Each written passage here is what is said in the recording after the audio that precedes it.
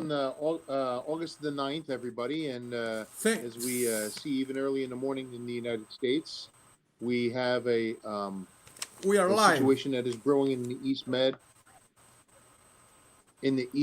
Even as we are talking. Right now, there are Turkish ships in the East Med continuing their aggression in the region itself.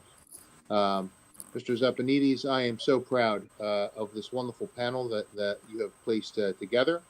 As the Supreme President of the Order of AHEPA, you're to be commended, sir, for having these wonderful people.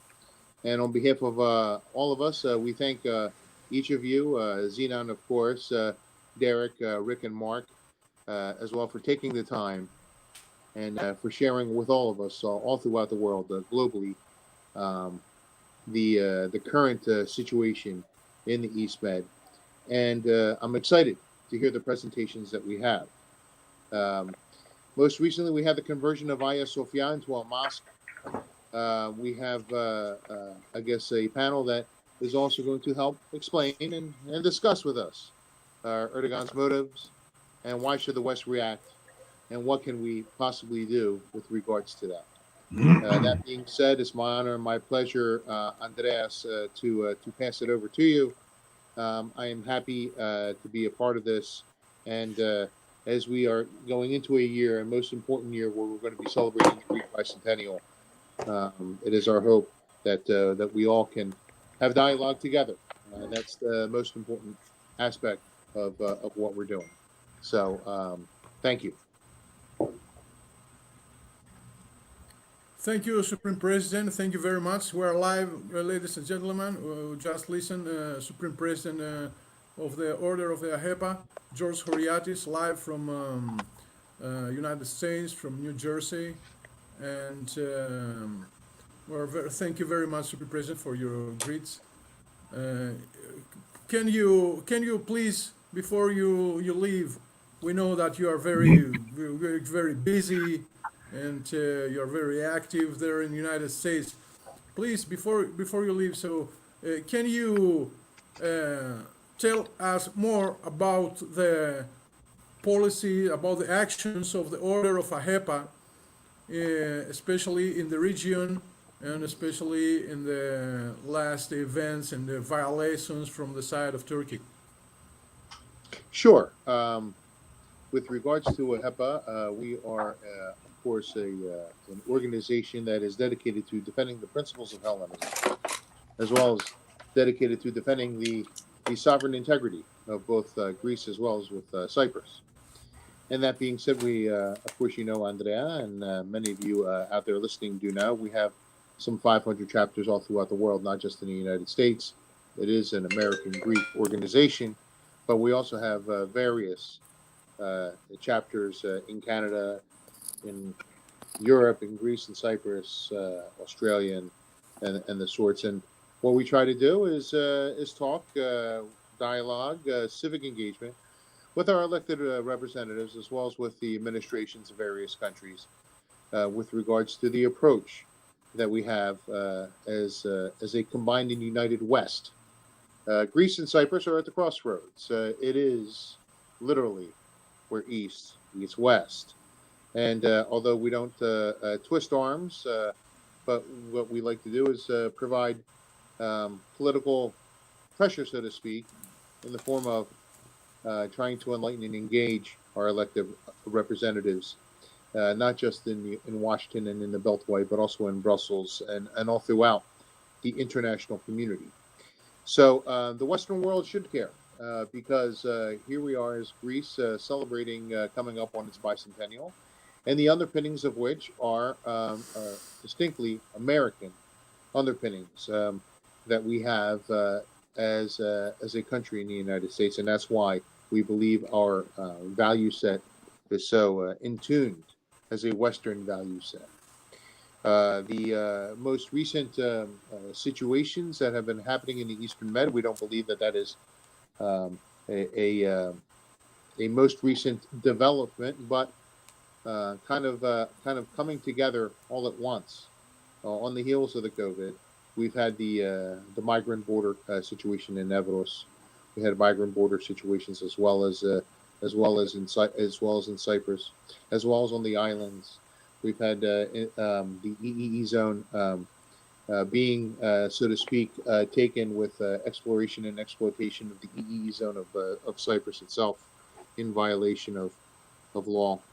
We've had those deals, so to speak, and agreements by and between Turkey proposed with minority governments in Libya, and kind of continuing on into the Eastern Mediterranean, and not only with immediate borders of Turkey, but going out even to the Isle of Crete with regards to what they believe is their rights in that regard.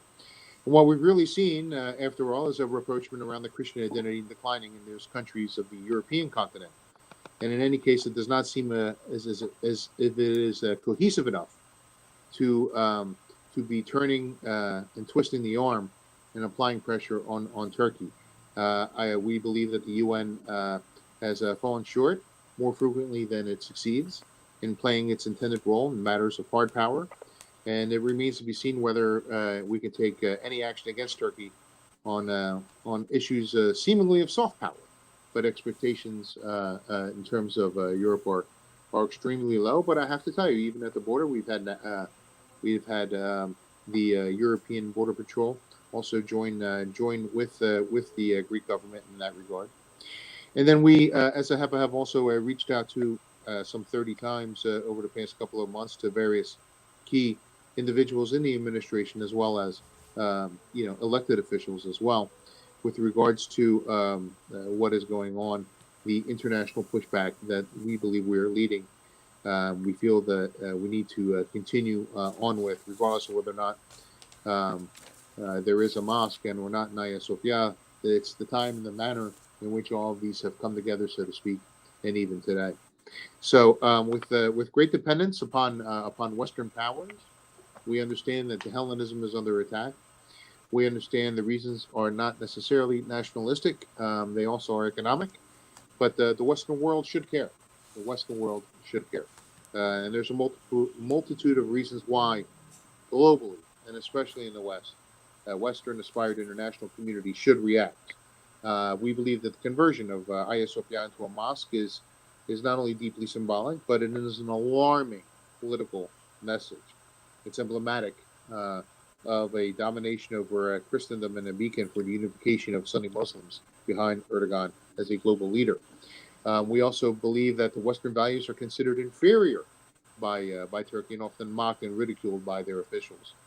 Erdogan has repeatedly proven that Turkey does not abide by international rules and laws, as well as behaves as somewhat of a tough guy in the area, thug, if you would allow. The U.S. Public opinion still remembers in shock images from Erdogan's 2017 visit in Washington, the exhibition of brute force to his security guards against peaceful protesters on foreign ground. Again, time and again, we have not held them accountable, even in that situation in a U.S. court for this unlawful exertion of force. World leaders, including President Donald Trump, Secretary Pompeo, leading candidate Joseph Biden, and Joseph Borrell on behalf of the EU, Emmanuel Macron and others, have condemned the act of the conversion as a blow to the cultural heritage of the monument and have asked for a reversal of this decision.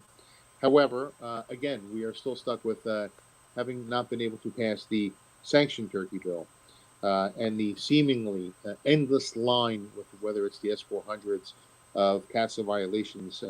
We have not met up to any type of a sanction in that regard.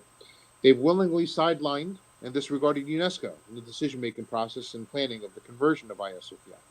And Turkey is among the world champions in suppression, of course, of civil rights, i.e. radio and television stations. We're even receiving reports now that are censored, on top of what we had journalists jailed without legal grounds, due process, political adversaries of the opposition violently persecuted. So it is a concern.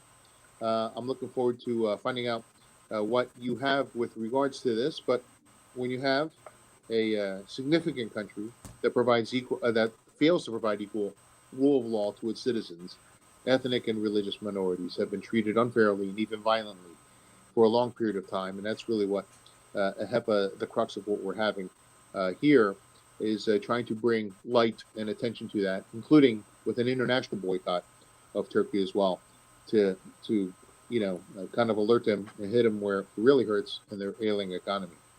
Turkey has been linked with Syria, Libya, and elsewhere with funding, arming, and managing active extremist and terrorist groups with ideological and operational ties to Al-Qaeda, to the Islamic Caliphate. Besides its conspicuous role in leading the terrorist rebel opposition in Syria, they have repeatedly violated the UN arms embargo in Libya. They continue with unlawful, catastrophic military occupation of Cyprus, the one-third, which is an EU member state. They do not even recognize it as a legal entity. Everyone, the list goes on and on. Andreas gave me the floor with regards to this, but we will continue. We will not rest. We have to bring light to Western countries of these hostilities, of these provocations, and the so-called, most recently, Blue Homeland plan, a blueprint to occupy half of the Aegean, belonging clearly to Greece.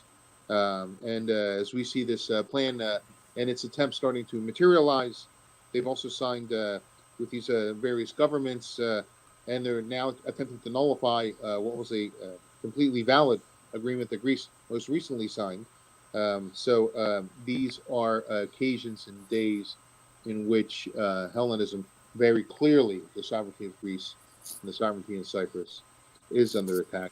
I'm very anxious and very excited to hear about what you are going to say, any assistance we can get about Turkish aggression.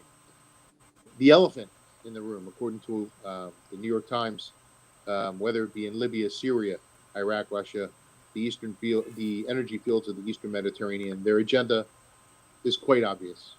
It is constantly divergent with one of Western powers and their alliance. Thank you.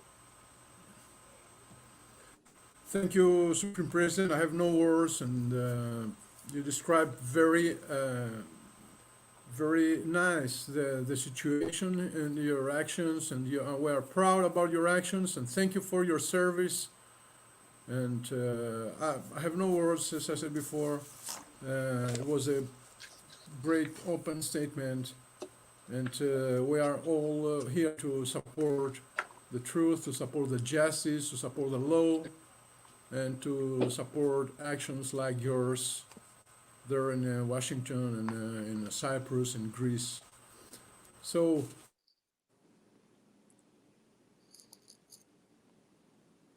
Can't hear.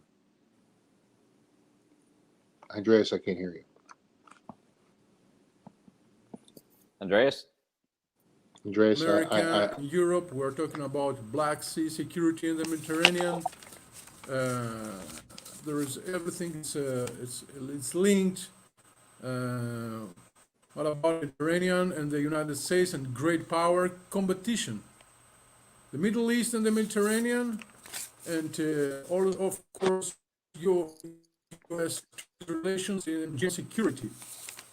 All I want to say is that, in a summary, a case could be made that the United States is practicing an indirect approach to enhancing the security of the Mediterranean by focusing on the destabilizing influence of Russia and China, addressing concerns about security, competition in the Black Sea, and most importantly, dealing realistically in some marines with the challenges of the Great or Middle East. The United States has the potential to make a strong positive contribution to a better future for the region. Thank you very much, everybody. Thank you very much, audience. We have already a lot of people who are watching us, and I will pass the floor to our moderator for today, Mr. Rick Hochner. Mr. Rick Hochner is more than 23 years CIA officer, retired, and senior advisor in the Mediterranean Council and Forum, which help. Thank you very much. The Mediterranean Council and Forum, in affiliation with our chapter AHEPA 41 Kalamaria, we are able to execute these interesting events and conversations. Thank you also our media sponsor, ProNews.gr, and thank you for the link for the support of this event by Copy Shop. Ms. Iliakou provide us the sponsor us to have both simultaneously live streaming in Facebook and YouTube. Mr. Hochner, the floor is yours. Thank you very much. Thank you very much, Andreas. And thanks to the Mediterranean Council and Forum for having me. Thank you also, Supreme President Horiates, for your opening remarks, which were insightful and interesting. It is a pleasure and honor to be here with you all to discuss the U.S. foreign policy in the Mediterranean region with our three guest speakers, whom I will now introduce. Coming to you from Washington, D.C. is Colonel Derek Campbell. He's the CEO of Energy and Natural Resources Security Incorporated and an advisory board member of the Africa Energy Chamber. Coming to you from Central New Jersey, Dr. Zenon Christodoulou is an adjunct professor at William Patterson University and AHEPA's chairman for Hellenic and Cypriot Affairs. And finally, from Palm Beach, Florida, Mr. Mark Langfan is the managing general partner of the Langfan Company, the chairman of Americans for a Safe Israel, and the Mediterranean Council and Forum's director for the Middle East. Each of our guest speakers will make opening statements, after which we will have Q&A and discussion before wrapping up with closing remarks that will focus on where each of our guest speakers sees things going. Our first guest speaker will be C. Derek Campbell. Colonel Campbell, as I said, is the CEO of Energy and Natural Resource Security Incorporated, an international security company providing best-in-class physical and cyber risk mitigation solutions for critical energy infrastructure and natural resource assets. In addition, in early 2019, Colonel Campbell became the executive chairman of Alpha Sierra Advisory, a bespoke advisory firm in London with a presence in Dubai, whose experienced team works with investors and executives seeking growth in emerging and frontier markets with expertise across Africa. Colonel Campbell has enjoyed a distinguished career in the public and private sectors with a focus on the energy extractive industry and the security and defense fields. In the private sector, Colonel Campbell has traveled extensively through Africa, Europe, the Middle East, and Asia. From 2007 to 2012, Colonel Campbell was the managing director of Accession International Incorporated, where he guided his team in developing business for multinational extractive industry and infrastructure development firms throughout Western and Central Africa. From 2012 to 2018, Colonel Campbell served as the CEO of Transgen Energy Incorporated, where he led all strategic engagements of the company and managed all strategic corporate activity until the corporation was sold in late 2018. Colonel Campbell has also served in a wide variety of mission-critical roles in the public sector. Among them, in 2016, he served as a special security advisor for the U.S. Special Envoy's Office on South Sudan. In addition, Colonel Campbell continues to serve in the United States Marine Corps Reserve. In the course of his service, he earned a Bronze Star in Afghanistan, and from 2004 to 2006, he served as the U.S. Marine and Naval Attaché in Nigeria. Colonel Campbell holds a Bachelor of Science in Technology and Management from the University of Maryland and a Master of Strategic Studies from the U.S. Army War College, with an elective concentration in energy and national security. Welcome, Colonel Campbell. We appreciate you being here. I'll turn the floor over to you. Hey, Rick, thanks so much. I appreciate that. Supreme President Horiates and the rest of the team, thank you for your time and thank you for letting me make my comments this afternoon. One of the things I'd like to talk about is a lot less strategic and a lot more tactical, and it is about what we call critical energy infrastructure asset protection. And if you look at what's happening in the Mediterranean right now, and you look at the drilling events that are going on, you look at some of the geopolitical discussions about who has ultimate ownership and primacy on the oil and gas assets in the energy region of the Eastern Med, you've got some challenging problems ahead of you. With the geopolitical situation being as it is, with the types of problems that exist between Turkey and Greece. You add the Israeli component to that. You then add for lack of better phraseology, just the maelstrom of activities that are happening inside Libya.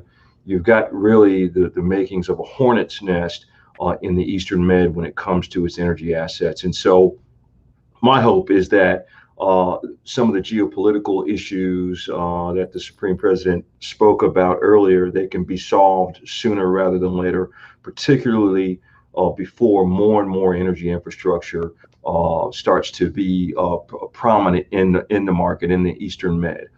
Why is that the case? Because one of the things that is becoming a trend right now is that both state, non-state, terrorist outfits, individual actors are now seeking out critical energy infrastructure, that is pipelines, gas and oil platforms, oil and gas service ships, the crews that manage and maintain and operate all of these assets. They're becoming targets for physical and cyber attack and technical attack as well.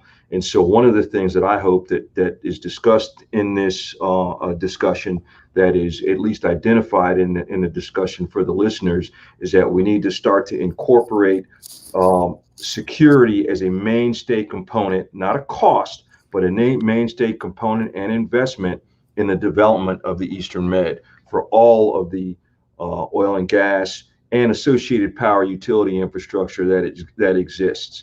One of the things that we know is true, unfortunately, from any indications and warning standpoint, you take Cyprus, you even take Greece, there are those actors that are out there that are identifying both current projects and future projects and ways to attack those projects. And so even for Turkey, right, if we were to talk agnostically on this call about why that particular activity is so important to be vigilant about, which is the protection of those assets. Even Turkey, if they wanted to operate, they need to make sure that they're investing in protecting these assets against physical and cyber attacks. If they don't do that, then what will happen? The obvious, those geopolitical issues that were just talked about, those become inflamed, and then you have all-out war. And the thing that I want folks on this call to take into real consideration and stay vigilant about is that the owners, the investors, the insurers, and the operators of these assets, both the current assets, current activities that are underway, and those in the future, they need to stay vigilant about making sure that these assets that are going to be really kind of used to make the Eastern Med a really good place for business opportunity, that those things are protected. Am I making sense there, Rick? Absolutely. Yep. Good. So those are my main comments that I'd like to talk about right now. And usually when I do these webinars, I want those types of comments to now inject discussion about how we go after doing that, why that's important. And then we can also talk about some of the precedent that I've seen, some of the things that we deal with in Africa and the Middle East where we have our operations. Okay. Thanks for that, Colonel Campbell. Why don't, before we move on, why don't we follow up on some of the points that you raised? A couple of questions, and then I'll turn it back to you. I mean, you already talked about prioritizing threats. What do you see as the top threats, whether it's from state actors or non-state actors? Mm-hmm. And given the theme of the e-forum that we have here, what can the U.S. do, or U.S. entities do to contribute to energy security in the Med and Africa? Sure. I'm glad you said the U.S. entities, because I want to stay away from speaking on behalf of the U.S. government, right? Because they're going to do everything they can in order to make sure that operationally and economically, from a U.S. economic security perspective, things are done to protect U.S. interests in the area. I would say that companies that operate there, again, I'm talking the stakeholders, right? Owners, operators, investors, insurers, they need to be really cognizant of the cyber attacks that happen to oil and gas companies globally. One of the things that we know is this: whenever you operate any energy asset, right, you have what's called an IT/OT environment, right? An information tech integration with the operational tech environment. Those are your industrial control systems, your sensors, etc. We have seen a spike in the last 24 to 36 months in cyber attacks against the industrial control systems that impact the IT/OT environment. And one of the issues that happens, particularly in the what I'll say non-OECD countries or second world countries who are really trying to manage their natural resources to bring them online, to optimize and monetize them, they look at security sometimes as a cost versus an investment, and they cut short some of the what should I say, some of the dedicated spending that is necessary in order to make sure they've got the appropriate cyber infrastructure in place to protect them from the threats that exist globally that are hunting out assets, particularly when they're in their nascent stages of development, to shut them down. Because at the end of the day, why is the energy market in the Eastern Med important? It's to create jobs. It's to create opportunity for those in that area. And if the operation is offline, then what do you have, right? No optimization and no monetization. So for the cyber attacks, you talked about there being a large increase in recent years. Is there a sense of who's responsible for those attacks and what the motives are? Are they criminal in nature? Are they state actors that are looking to create some of those negative geopolitical effects that you referred to earlier?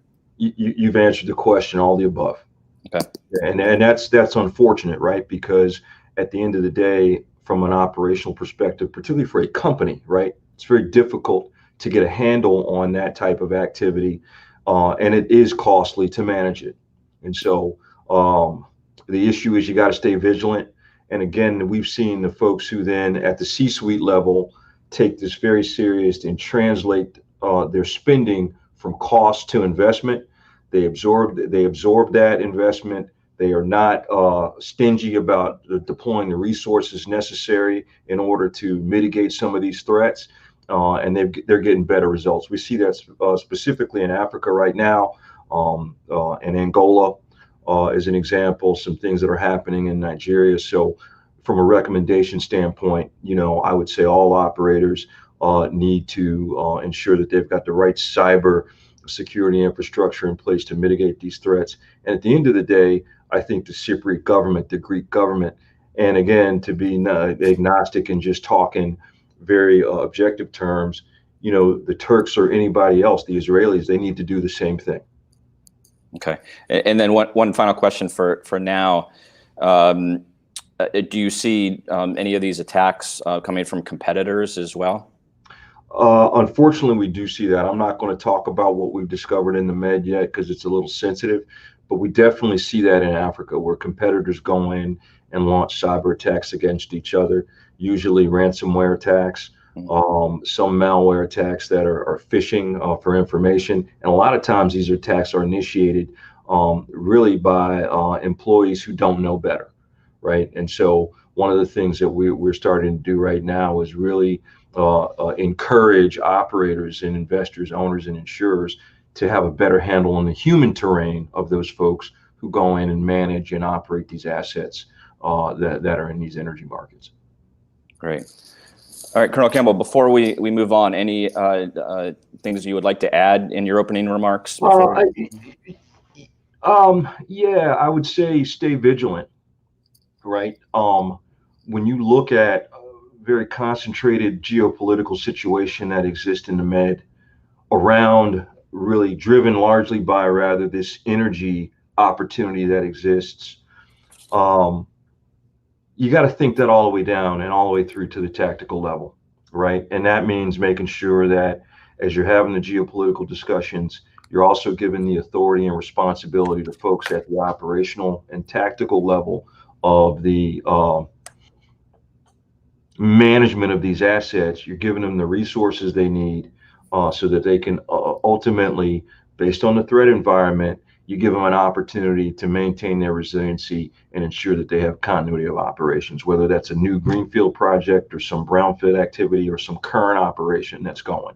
And if you do that, if the C-suite and those who they support, which is in this case the governments of the folks that we've talked about, you're going to have some better results. Okay. Thank you for that. We'll now move on to our second guest speaker, Dr. Zenon Christodoulou. Dr. Christodoulou is an active member in the business, academic, political, and cultural communities. He has founded, owns, and operates diverse businesses across New Jersey, including a graphic design agency, commercial printing facilities, and a full-service restaurant. He has served on the boards of directors of many distinguished organizations, including and the New Jersey Business and Industry Association, the state's largest business organization. He holds a master's degree in business administration with national honors from Fordham University and earned his doctoral degree in organizational behavior from Pace University, where he is a member of the International Honor Society in economics. As an adjunct professor of business and certified champion of Six Sigma quality improvement techniques, he has lectured and taught numerous courses on management, strategy, government, business ethics, and finance. For the past decade, Dr. Christodoulou served as a political activist and fundraiser, being cited by Campaigns and Elections magazine as one of New Jersey's top Democratic influencers. Dr. Christodoulou is also actively involved with the Greek American community. He is the founding chair of the New Jersey Hellenic American Heritage Commission, which is the first Hellenic commission in the United States. He is the president of AHEPA Hudson Chapter number 108. Dr. Christodoulou also serves on the national board of the Washington, D.C.-based coordinated effort of Helen, which is focused on restoring religious freedom to the ecumenical patriarch in Constantinople and on promoting a unified Cyprus. Additionally, he is a member of the Elitist Chair Fund at Rutgers University. Welcome and thank you for being here, Dr. Christodoulou. I'll turn it over to you.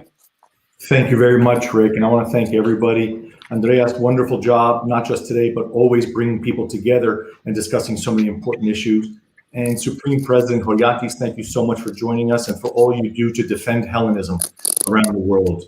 I want to thank everybody listening and paying attention to these important issues. And I just want to send out all of our personal prayers and best wishes for the people of Lebanon and the people who suffered today in Evia, and of course, people who are living under constant threats in the Eastern Mediterranean, including the North Aegean and elsewhere.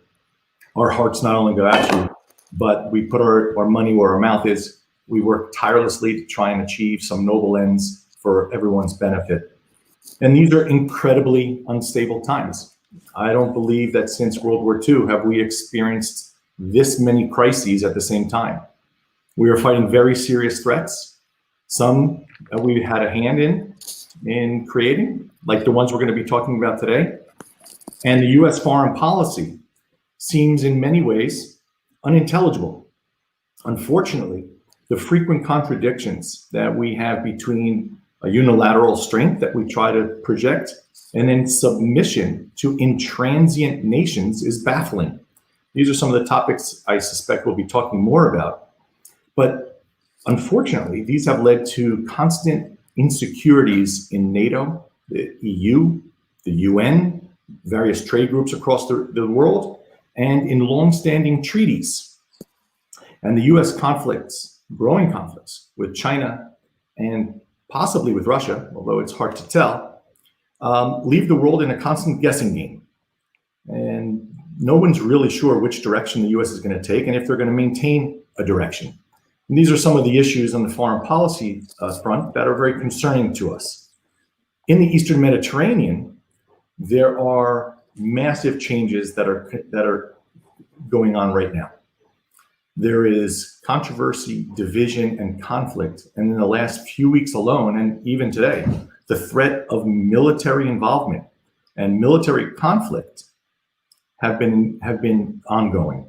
So the US plays a very important part in this dialogue, something that the US does not take lightly, but needs constant attention, which is what AHEPA and other organizations in the US are committed to.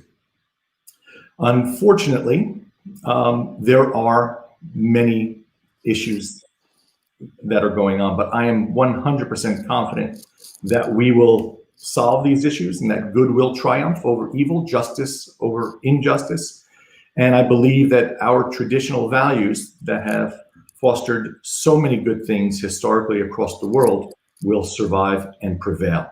So let me just identify some of the areas where I believe that the US is really playing an active role. Some of the interesting things that have happened recently are the renewed relationship between Greece and the US and between Cyprus and the US. I believe that they are at a very historic high. The relationship seems to be improving. Dialogue is ongoing. I think that is in large measure due to many of the things that we do here in the United States with administration officials, with the State Department and elected officials. Just a few of the things is the Mutual Defense Cooperation Agreement, which came into existence, the support for Greece and Cyprus's exclusive economics, which is very, very important, our calls for a return of Hagia Sophia to a neutral place, and of course, calling for the enforcement of CAATSA, the Countering America's Adversaries Through Sanctions Act. So these are some of the very important things and some of the important issues that we'll discuss.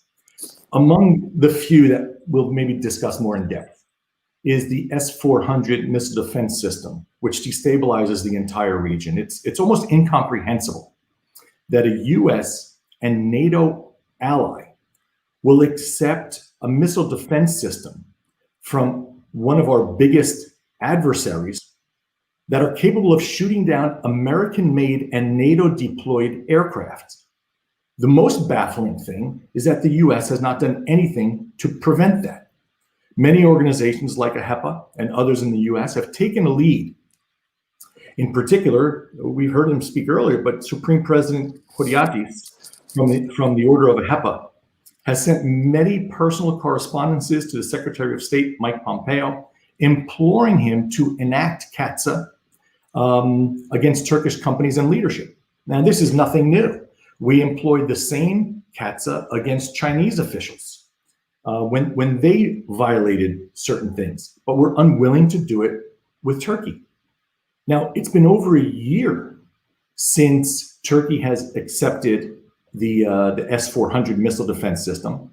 In January of this year, they tested it against American-made F-16s, and if it weren't for the COVID-19 pandemic, they would have activated their S-400 missile system in a NATO country.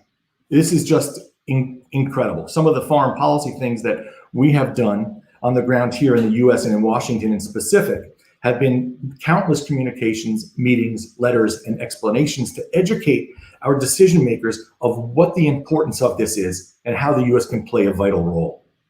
Additionally, last month, a US congressional amendment sponsored by Congressman Katzinger and Spanberger requires that the sanctions, according to CAATSA, be enacted.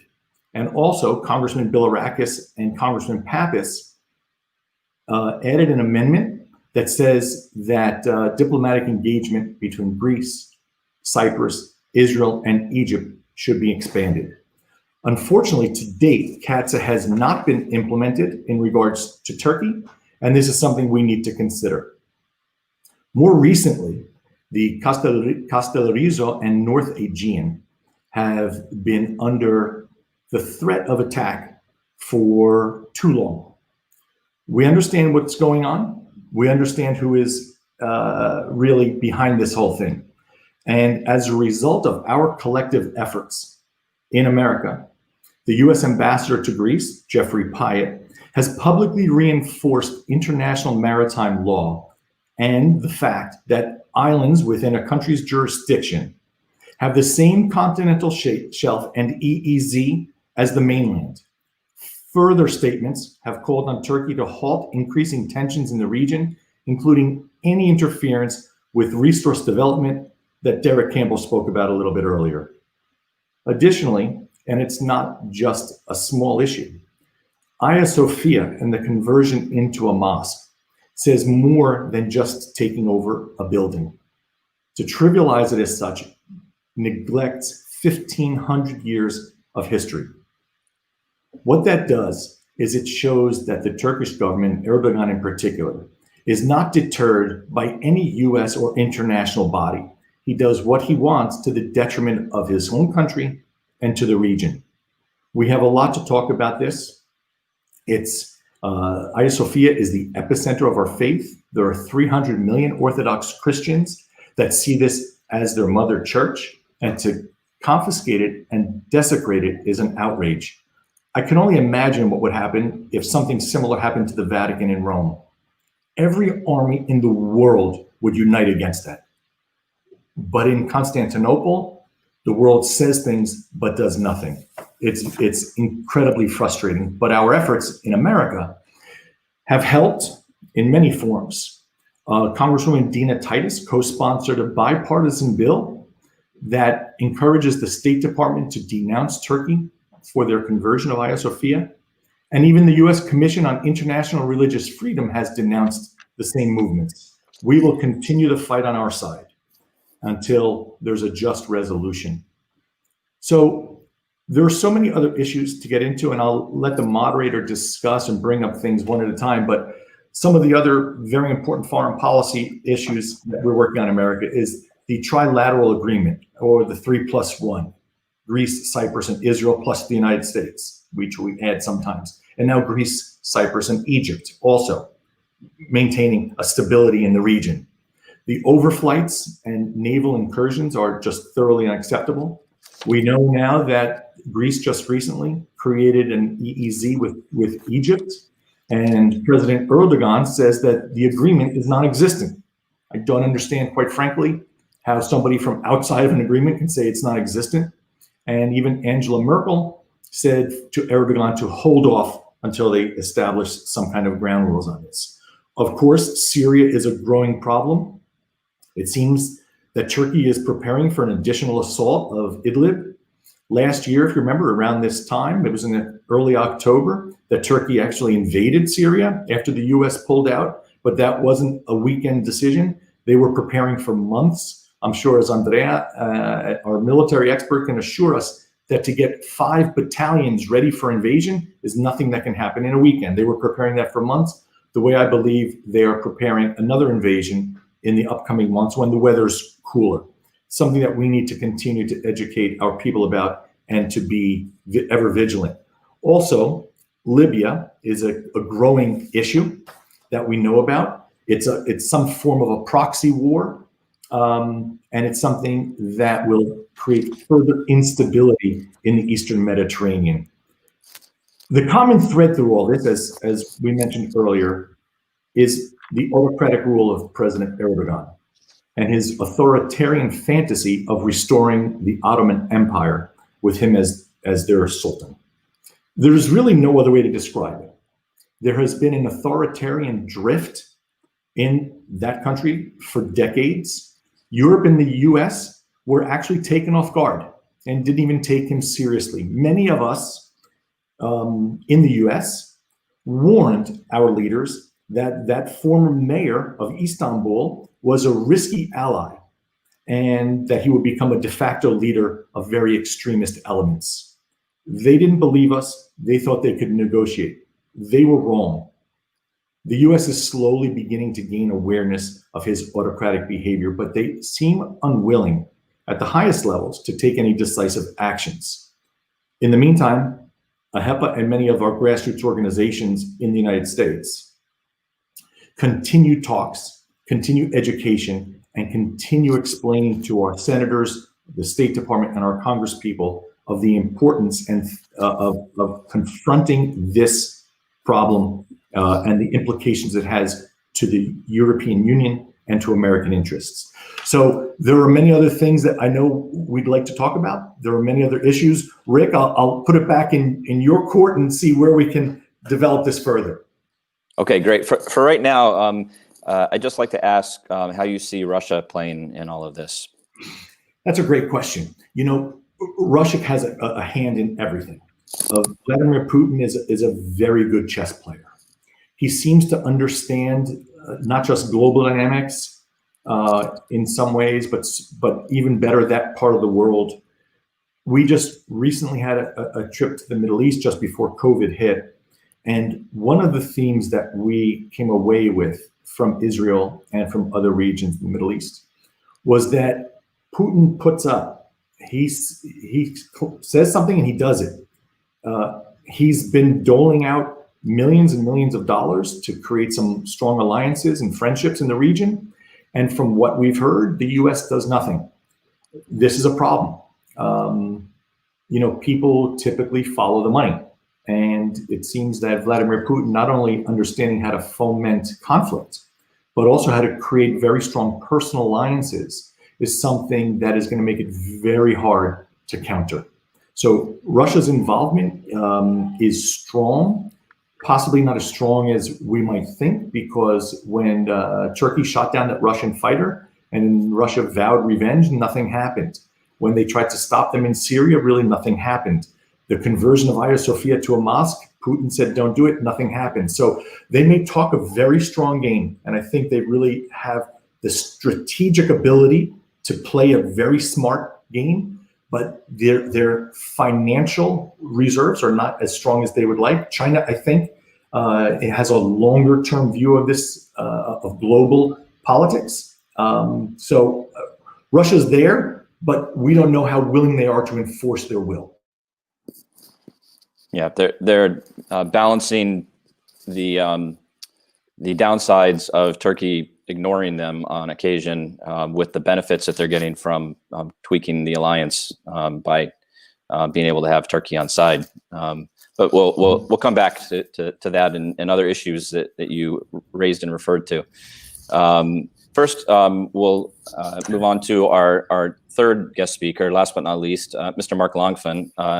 Since 1987, Mr. Langfan has been the managing partner of the Langfan Company, a real estate investment firm. He was elected chairman of Americans for a Safe Israel in 2013 and is the winner of numerous awards, to include the Bet El Yeshiva Center's 2012 Shomer Yisrael Award, the Justice Louis B. Brandeis Award by the Zionist Organization of America in 2011, the Adoret Kohanim Defender of Jerusalem Prize for work advancing Israel's and Jerusalem's security in 1993, and the Jabotinsky Medal for contribution to Israeli security education in 1992. From 1992 to the present, Mr. Langfan has published numerous articles in prominent newspapers and security journals. Mr. Langfan graduated cum laude with a BA in mathematics from Cornell University in 1983. He graduated magna cum laude with a JD from the Boston University School of Law in 1986. Mr. Langfan, welcome and thank you for being here. The floor is yours. You're on mute, I think.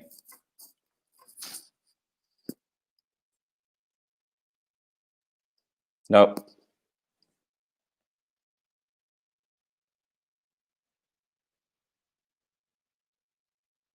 At the bottom of your screen, maybe?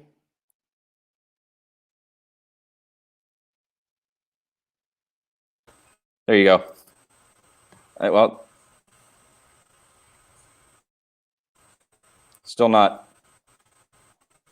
May I suggest, Rick, that Mark turn his volume up on his speaker? Oh. Did you hear that, Mark? No. Okay. Maybe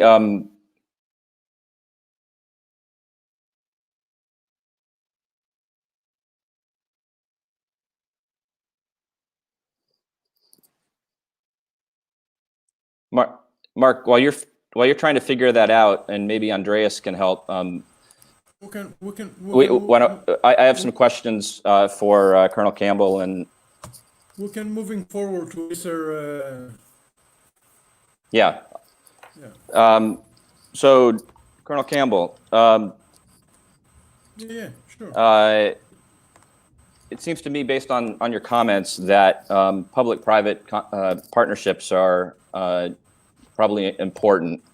Yep. What does right look like from your perspective? Yep. Well, a couple of perspectives. So I'll talk about the U.S. and what we're doing with SARA, which is the cyber energy resilience. Yes, thing that, Mr. Langfan, we can now. Why don't we let Colonel Campbell just finish the question, and then we'll move over to you. Sure. Welcome back, Mark. Yes. So in the U.S., we've got a really good initiative started by DOE that is very focused on bringing not just GOTS, government off-the-shelf solutions in the cyberspace in particular, into the protection of critical energy infrastructure in the States. There's also a major COTS, commercial off-the-shelf, a drive and initiative that they do in order to bring in folks who are, using best in breed, best practice stuff, again, to create these very resilient, robust cyber security infrastructures to specifically focused on protecting critical energy infrastructure.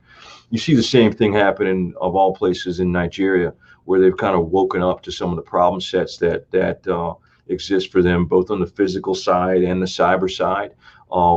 They let out a major contract for with a company called OMS that does a lot of physical security across spectrum, both for the government and for all the operators in Nigeria.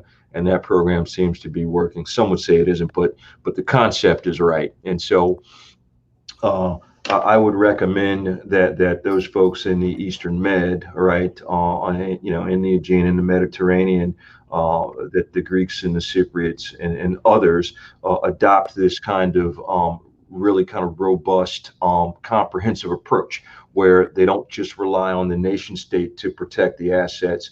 They let the commercial players bring in best of breed commercial off-the-shelf capability to make sure they have dynamic, robust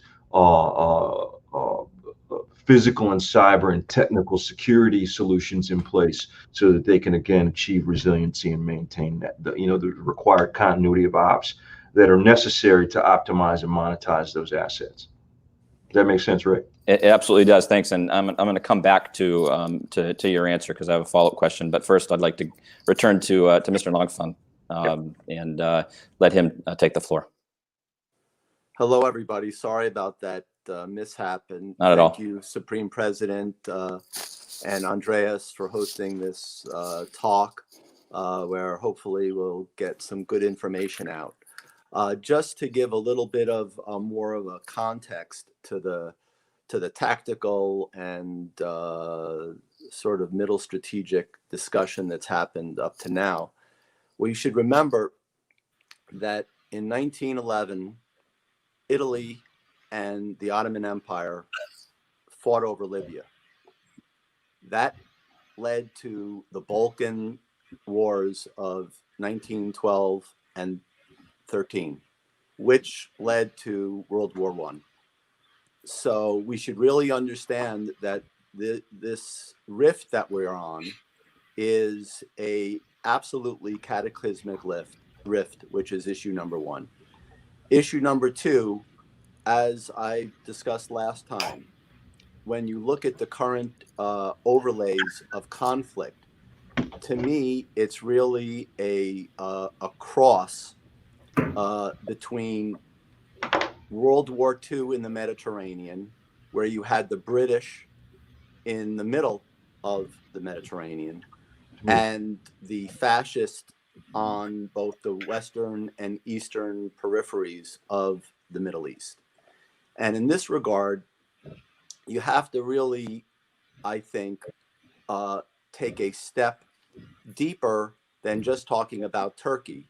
I think you really have to talk about the Muslim Brotherhood, as well as the Islamists of Iran, where one of the terrible seedings of World War II was the Arab world had been fed a fascist diet by Adolf Hitler. And that fascist diet transmogrified itself into the Muslim Brotherhood in many of these countries, as well as in Iran. And so when you look at what is going on in Libya, quite frankly, talking about the Ottoman Empire, it's really what you're talking about is empowering the Muslim Brotherhood to perhaps rule the entire east-west band of the Mediterranean. And in that regard, you really have to look at Libya and ask yourself, what are not just a peace or some type of ceasefire, but what are the risks of either an Erdogan or a Russian slash Egyptian slash whatever victory in Lebanon? And you have to say to yourself that if somehow Turkey is able to control Libya, then you could have follow-on domino effects in Egypt that will cataclysmically change the Middle East forever.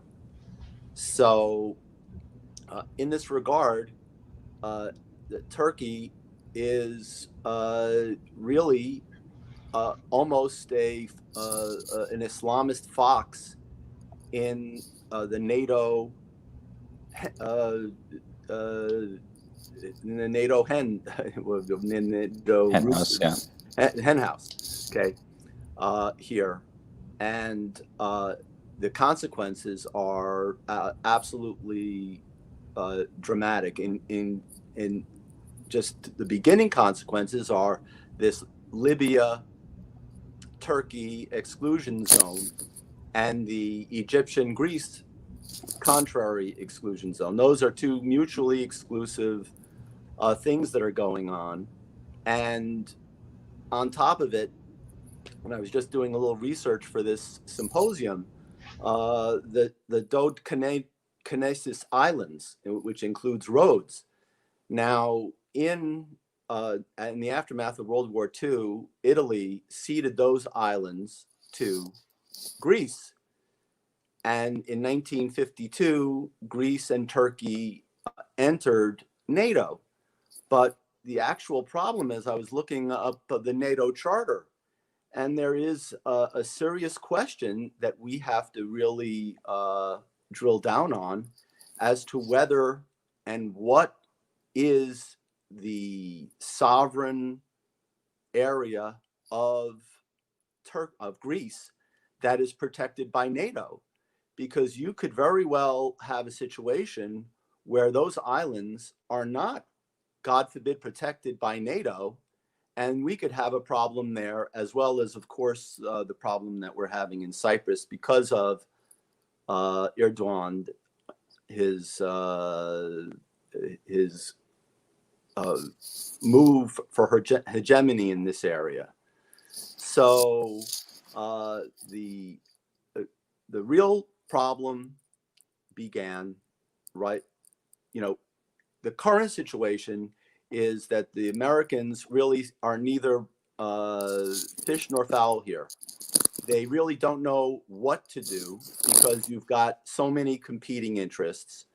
But the real problem, of course, began in 2012 when you had the ousting and the later killing of Muammar Gaddafi and Libya, which, by the way, was fomented by Turkey and Qatar. So you really have to say to yourself, wait a second, was this a plan of Turkey from the word go to cause all of these follow-on effects that you're now seeing Turkey try to capitalize on? And you have to say, yes, this was a plan of Turkish intent to destabilize the Mediterranean and to garner a Muslim Brotherhood band of which it would be the leader. And so really, that is the context in which we are finding ourselves. And I want to bring everyone's attention to just this week, the European Command, that's the US European Command, had an Inspector General report. And that Inspector General report said that Turkey is still a transit hub of Islamic State group fighters and weapons, even though the NATO ally is, quote unquote, doing more than what it once did. Now, I don't understand how America can allow Turkey to be transiting Islamic State fighters into Syria and then say that America is somehow fighting Islamic State terrorists in Syria, and not bring the full weight and bear against Turkey for doing such a thing.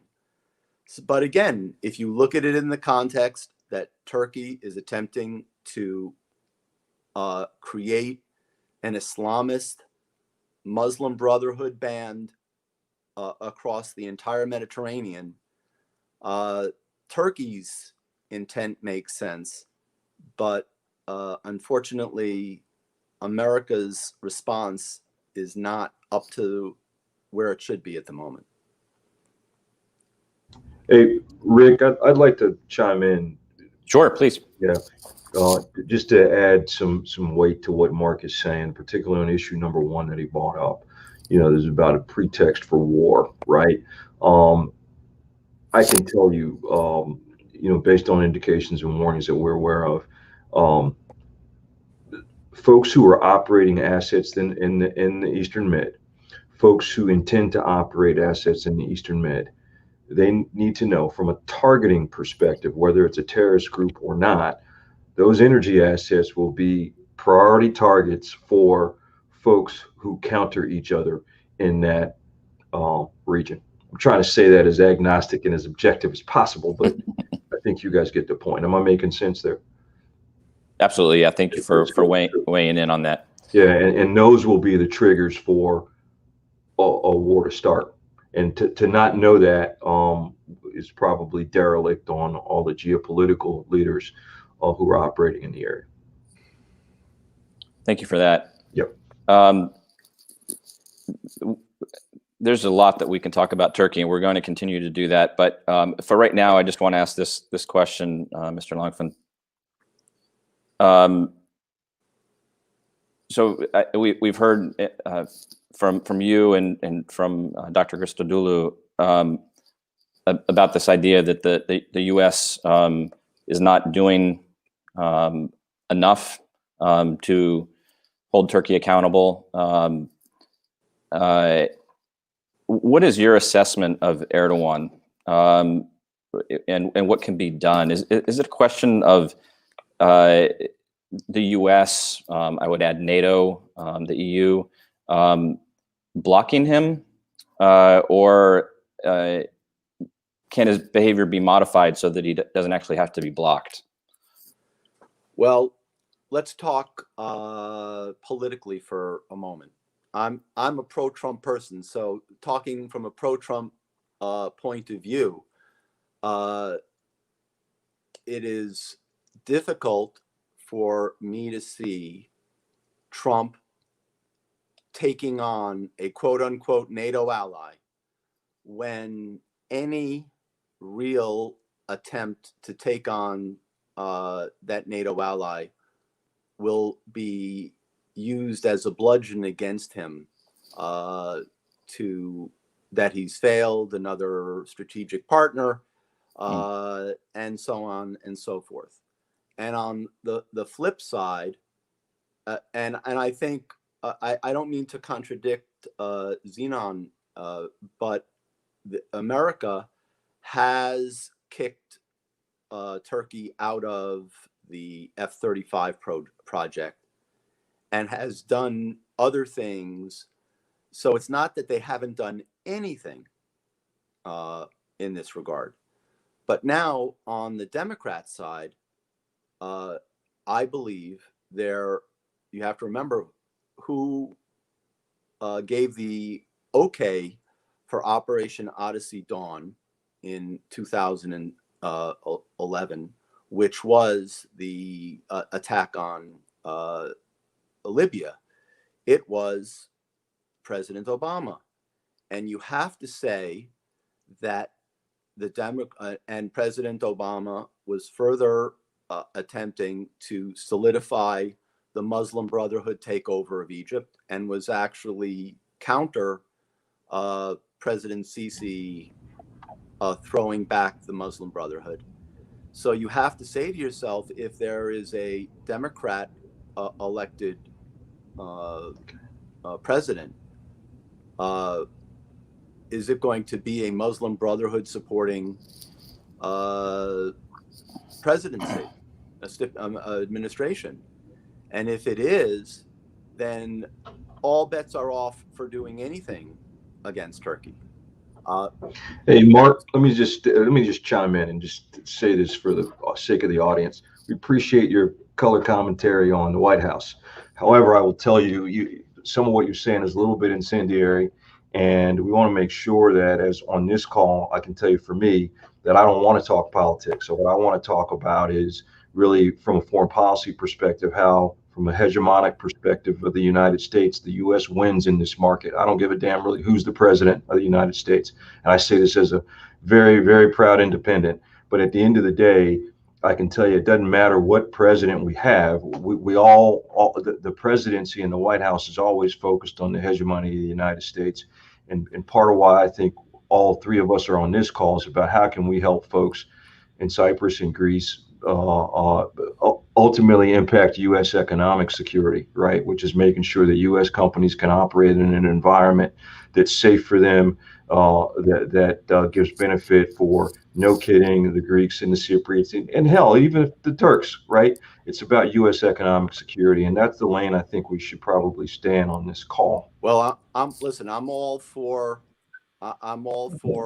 Sorry, Rick. I know you're the moderator. I apologize. Not talking incendiary, but I think one would have to say that the Democrat Party would be supporting Muslim, generally speaking, would be supporting Muslim Brotherhood entrance in the Mediterranean with a lot more ease than would the current administration. So I'm just. I wanted to pass the floor to Dr. Christodoulou next, but I just want to unpack this a little bit because I think there's, while I think that there's a point that you're making that's important in terms of Erdogan's strategic intentions. I think there's Turkey, irrespective of the Muslim Brotherhood related goals that he has, there's other strategic implications to what he's doing that I think are probably more productive to focus on to a certain extent. They're more immediate, if nothing else. With regard to the actual, politics, none of us here are, maybe with the exception of you, Colonel Campbell, are representatives of the U.S. government. So not even me, because I'm a reserve colonel. Right, and you're not speaking in that. You're not speaking in that capacity. I'm just acknowledging that you need to be more careful than maybe the rest of us do. But on one hand, it'd be good, and I think so far we, if we kept the conversation civil. But on the other hand, there are different points of view, and I think it's not a bad thing for the audience to hear where people are coming from, as long as we're remaining civil. And with that, I'll pass it to Dr. Christodoulou to maybe give some counterpoints to Mr. Langfan, and then also I was going to pose the same questions in terms of your assessment of Erdogan. And what can be done? Are we just looking to block him through various measures, or is he somebody that can be induced to cooperate? Right. Well, first of all, Mark, I appreciate your perspective, but I don't think it has so much to do with a presidency or even some of our elected officials. Something that it's hard to get your arms around, as many of us know, it's that it's not so much our elected leaders or our president, but the State Department has quite a bit of influence, most influence, quite frankly, because they're the permanent government, constant threat over time, whereas administrations change. So although, as you rightly pointed out, we got Turkey out of the F-35 supply chain, And we also prevented the sale of F-35s to them as well. I believe only one was delivered, possibly, but they had a whole bunch ordered that we stopped that sale, which was the right thing to do, of course, because of the S-400 defense system. So we can try to use those economic means, but look at Turkey's economy. I mean, it's in shambles, but yet they endure. You know, their value has depreciated by 75%, and they are not coming to the bargaining table. They seem to have some real resilience, and this probably goes to your point, Rick, about really Erdogan. What do we do with him? You know, this is a real problem. He's a bad actor. You know, how does the U.S. in particular use our soft power to try and influence a very, very outlying country that doesn't seem to listen to the liberal world order's position? You know, so another thing that I wanted to bring up, Derek, you know, we were talking about the Libya-Turkey EZ, right? Look at the map on that, right? What does that take out of play? If they control the seas between Turkey and Libya, it takes out of play the Suez Canal. It puts everything that goes through Egypt, puts it in question. That means either they have to pay a second transit fee, which is enormous. I believe it's half of Egypt's entire federal revenue budget stream is from the Suez Canal. So either they pay additional or they go around Africa. Now, I know a little bit about shipping, so I know that Egypt tends to charge just a little bit less than it would cost the shipping companies to go around Africa. So are they going to have to cut their price in half? Because if they charge more, then everyone's going to go around Africa, bankrupt Egypt, and Sisi is in trouble. He's becoming actually a pretty good ally of ours and of the region, a decent actor. So if Turkey takes them out, puts in, because of economic problems that would eventually face Egypt, the Muslim Brotherhood becomes stronger, Erdogan becomes a hero. This throws now the entire North African Mediterranean, the Middle East, everything, and Europe into question, because so much of the oil that goes from Libya to France and to Europe is essential because that's how the refineries are set up. So, you know, what can we do? We can hope for an economic collapse, which is possible that might happen, although I think that the people would suffer much more than their leaders, and that could go on for a decade or more. I mean, look at Syria. Syria's government is still intact, even though we would think, how is it possible that people haven't revolted? And they have, but they're voiceless. You know, we can hope possibly for massive military failures, either in Syria or Libya, or somehow that they've expanded too far in the Eastern Mediterranean. People say enough's enough.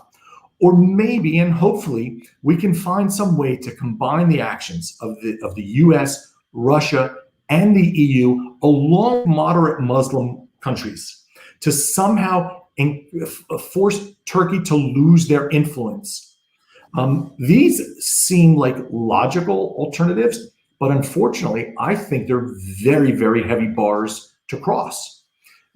And to your point, Rick, about President Erdogan, not only is he shrewd and corrupt and willing to do whatever it takes, but no one's been willing to stand up to him yet. This is, I think, one of the biggest problems. We embolden him. The world community emboldens President Erdogan every time they let him get away with something.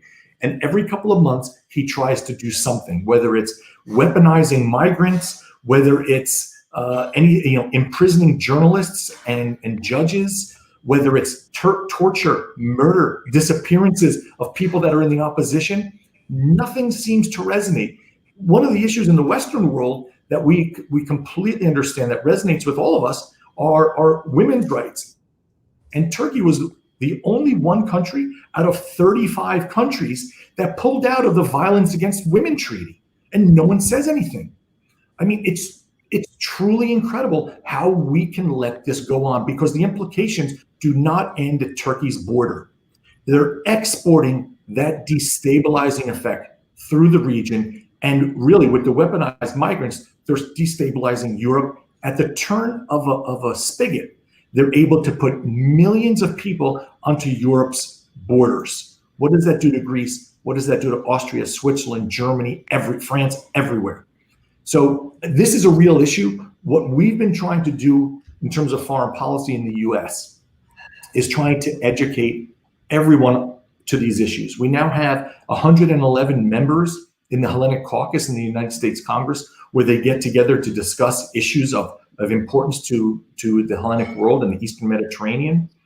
Because of that, we've been able to encourage investments in the IMET training, millions of dollars for Greece and Cyprus, guaranteed for the next 3 fiscal years instead of 1 year at a time as it used to be. So we're making some good progress, but we're up against some serious odds. And Derek, you know more about energy than anyone on this call. But that is in serious jeopardy if the Middle Eastern pipeline gets turned off. Yeah, and hey, Rick, before you chime in, I just Sure. wanted to add to that. Again, this is my whole thing about staying vigilant, right? The owners, operators, investors, insurers have to stay vigilant. On that note, great comments all, Andres. Thank you for the opportunity. I've got a family commitment, guys. I have to get out of here, so I do apologize to your guests, and I'll be more than happy to follow up with everybody. I do want to do a quick share screen with folks, if that's okay, Rick, because it's about this issue of operators operating in the Eastern Med, who no kidding have to stay vigilant about the protection of their critical energy infrastructure assets. Stand by 1 second. Yep.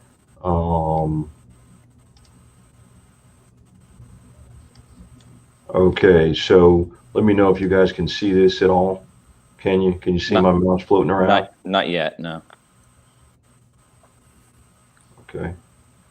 How about now? Nope. It's saying it's sharing. Okay. Okay, so Not seeing it, but if it's perhaps it's something that I did say that Chrome has a bug, so I'll stop this screen share. But the point is this: one of the things that we do is, I recommend, this concept of me talking about at the operational level, folks, making sure that whoever's operating these assets, making sure that they, no kidding, have the right posture in place, right, to avoid some of these physical and cyber threats that are creeping up in the Eastern Med toward these energy operations. Is that you have to have an assessment done. You need to be constantly aware of your threat environment, and you can't go to sleep and go into just mechanical operational activity without incorporating kind of this threat posture, anti-threat posture we're talking about. We do something called an energy security risk and resiliency assessment, where we walk through what's your physical, cyber, and technical security posture. By technical, I mean the things that are sensor-based that give you standoff detection, so that you can react to these things to do what? To maintain your resiliency and maintain your continuity of ops. And so any of your folks who are in the energy space listening to this call, get on top of that and get on top of it quickly. Andreas, you know how to get your audience over to me with my contact details. We'd be more than happy to help folks manage this threat in that area, because as Mark said, some of the rumblings we hear are, pre-war, and some of these assets we're talking about on this call, which are important to the U.S., right, from an economic security perspective for us, those assets need to be protected. And so if you guys can, promote and advocate that folks get after that, I think that'd be a good thing. All right. Thanks a lot, Colonel Campbell. You actually touched on what my follow-up question was going to be, which was best practices. So Okay. might I suggest that what you were going to put up on the screen, maybe you send it to Andreas and he can put it in the group for the Mediterranean Council and Forum for others to see. Yeah, absolutely. We'll do that. Okay, guys. Thank you very much for your time. Sure. God bless. My pleasure. Yeah. So I want to kick it back to Mr. Langfan in a minute, but first I wanted to ask a follow-up question to Dr. Christodoulou. So I'm of the opinion, and I can have an opinion now that I'm no longer in government, that we haven't done enough, and this cuts across administrations, but we haven't done enough to hold Erdogan and the AKP accountable. It seems to me, however, that after some of his behavior in the last couple of years, that there's now I don't know if it's a full bipartisan consensus, but there's a fairly significant bipartisan consensus that that he does need to be held accountable, and and so it seems that, I mean, it's possible that the State Department is playing there, but it seems to me that it's more the White House. But am I right from your point of view that they're, you know, to Mark's point about, you know, if Trump tried to do something, then the Democrats would react badly. Do you agree with that? Do you think that there's a bipartisan consensus that would be supportive of Trump acting to hold Turkey accountable? You know, Rick, at this point in the game, anything that one side does would be opposed by the other side. And I think that goes both ways. Okay. So if everybody wanted to get peace and health and prosperity for everyone, the other side would be opposed to it, just on principle. So we're in a very bad state politically here. You know, we really have a negative feeling about the opposition. And it's what they're calling a negative partisanship, you know, just joining a group because you hate the other side, not necessarily right. because you like and voting accordingly. Right. I apologize for my little tiny dogs in the background. No worries. They're welcome. I'll talk over them. Sorry, guys. No worries. Zenon, you'd have to you have to admit. All right, they speak Greek, so I just told them to get out. Okay, good. But you have to admit that it is Pompeo, has been Secretary of State Pompeo, who has led the way on creating the Cyprus-Greece-Israel alliance as a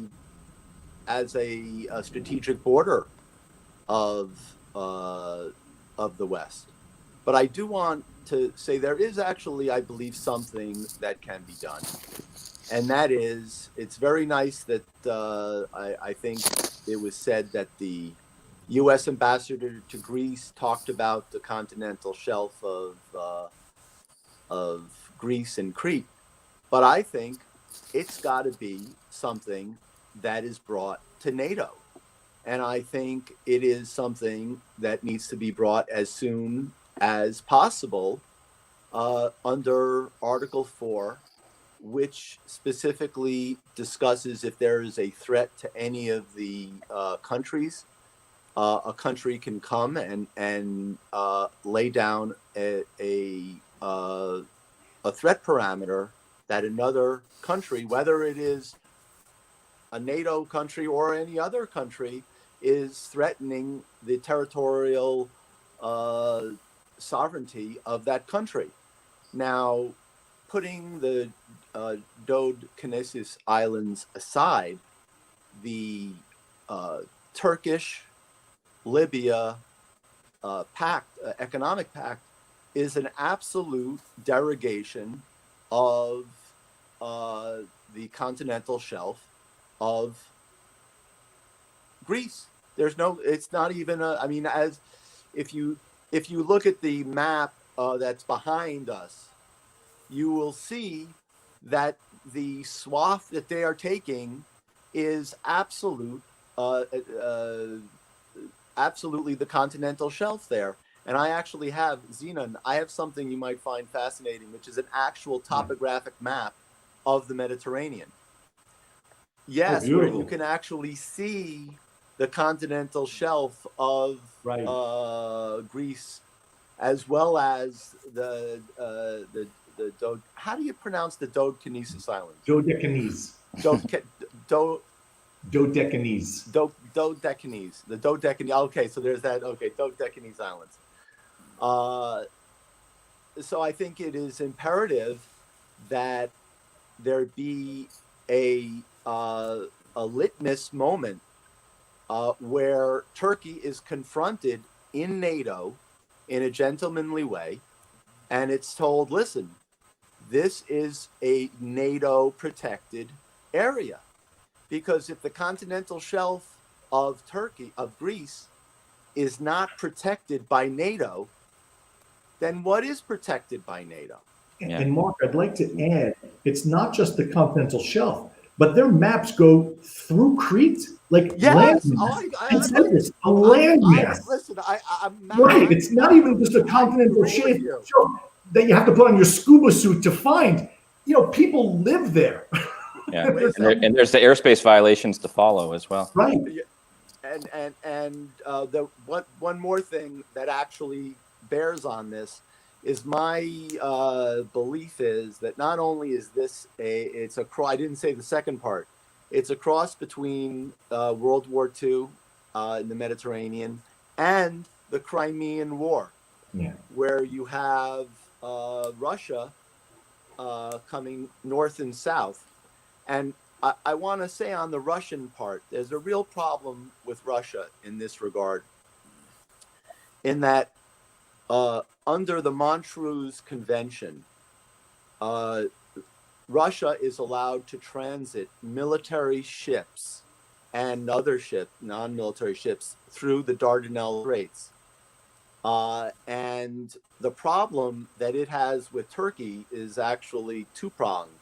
First, if somehow Turkey is going to trigger the Montreux Convention to say that Russia is engaging in war activities in Libya and even in Syria, it could theoretically call the Montreux Convention and close down the straits to the Black Sea exit by Russia.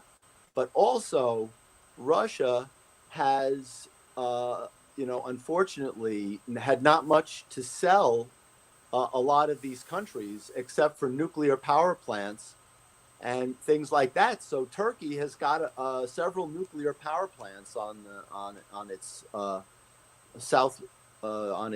southern border with the Mediterranean that are being built by Russia. And so Turkey has got a couple of levers that it could very well apply against Russia, which are unfortunately bearing on the situation. But in addition, Mark, to many pipelines that fuel Europe. Yes. So, they've done it before, blamed it on accidents, but they've turned off the gas to Europe in the middle of the winter. And they said, oops, I'm sorry. I think it's a nice little reminder of really how much power they have, literally and figuratively, over Europe. And that needs to change, which is why they oppose so much of the oil exploration in the Levant and the pipeline that would go through Crete, through Italy, and then to Europe to kind of dilute the power that Turkey has over natural gas supplies. And all of these things, if you show a ton of these issues would really be elucidated if people looked at maps. But unfortunately, where a lot of people do not have this. If you showed your average person and you said, okay, can you draw for me where the Turkish Libyan economic zone is? They said, well, where's Turkey? I mean, they don't even know where Turkey is to begin with, let alone draw something between Turkey and Libya. So we're dealing with a and by the way, you don't have to go any further than the New York Times. I mean, no one is truly explaining these issues and the gravity of these issues to the world at large, so that it does become an issue that needs to be focused on. I'd like to add that it's only a very few of our elected leaders in Washington that really have a grasp of what's going on. I've had countless conversations with numerous elected officials, in Congress. You figure they should know these things. And every time I talk about these issues, it's almost like it's the first time. It's incredible. After 5-6 times of talking about these issues, they're fascinated by the exact same thing I told them 6 months earlier. Fortunately, we do have a few Welcome to the club. Right? But fortunately, we do have a few very good ones that do know. But they're a small minority in a sea of election mania, where they're always worried about being reelected, and they don't want to get embroiled in a conflict, because then it's tagged to them forever. Like the Iraq war, people are still bringing it up. We're going to hear that Joe Biden voted for it again, and Hillary voted for it, and you know, everyone's afraid to make a move because of the election process. Turkey is obviously central to everything that we're talking about, and I don't want to. Yeah, I don't want to leave it there, but I do want to move on to some other things. So maybe what we can do is, before we move on, I would love to hear from each of you, say up to 3 recommendations that you would have for the U.S. And our allies. Yeah, Andreas. Allow me to say that Turkey is a troublemaker of the region. This region. That's why we're talking about Turkey, and has a lot of issues. Said that before, everybody mentioned that about the energy. Turkey's energy hub, right? It's a South Stream for the Europe, and according with in combination with the North Stream, which also controlled by Russia, which is competitor in the Mediterranean. We have a complex of the issues. We have complex of problems that foreign policy should solve, and it's like a puzzle, right? It's like a puzzle.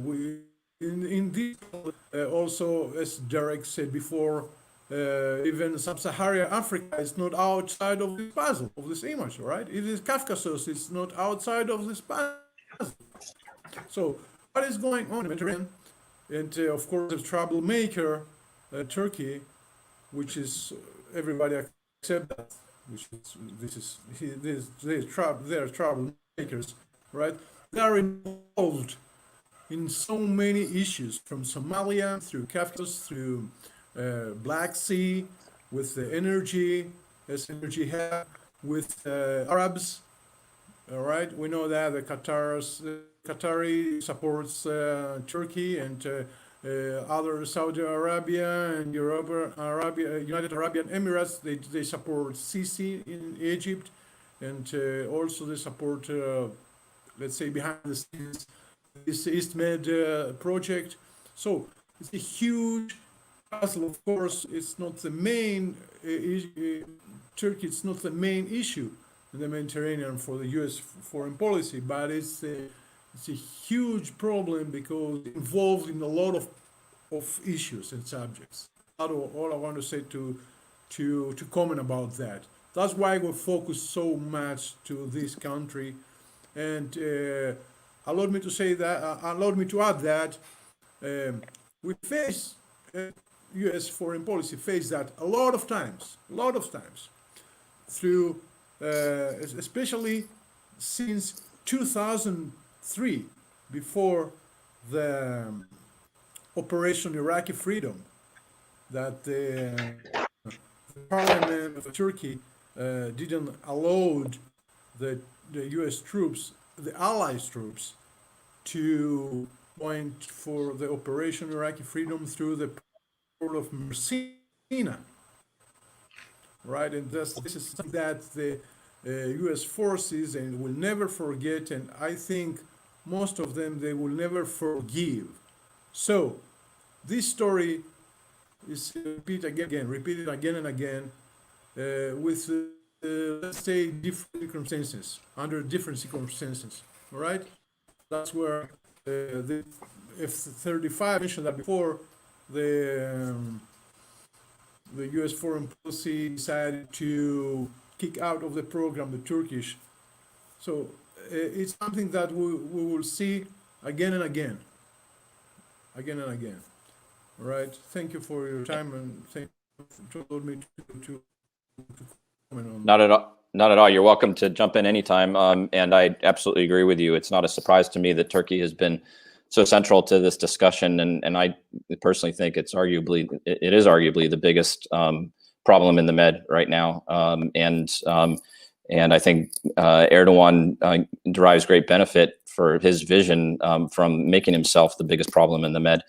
In that regard, then, what I think might be a good way of closing off the Turkey subject and moving on to a couple of others before we have to go is I would welcome hearing sort of the top 3 recommendations if you were Secretary of State and talking to the president about what should the U.S. be doing to try to modify Turkey's behavior, and if that can't be done, at least hold them accountable, and what can be done to block them if they're not willing to have their behavior modified.